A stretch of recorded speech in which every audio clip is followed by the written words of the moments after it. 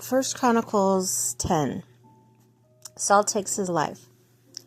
Now the Philistines fought against Israel, and the Israelites fled before them, and many fell dead at Mount Gilboa.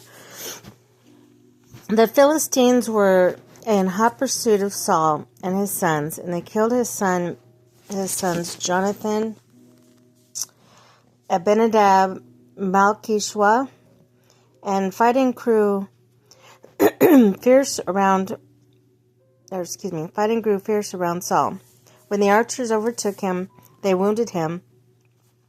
Saul said his armor bearer, "Draw your sword and run me through, and these uncircumcised fellows will come and abuse me."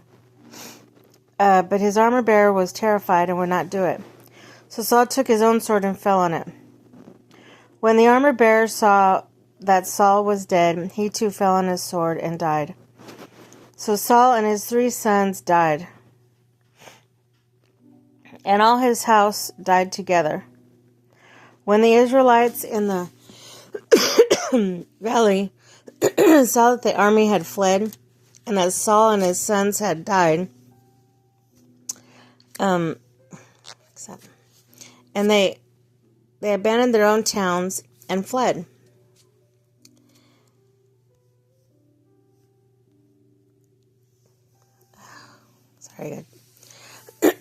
The Philistines came and occupied them. The next day, when the Philistines came to strip the dead, they found Saul and his sons fallen on Mount Gilboa. They stripped him and took his head and his armor.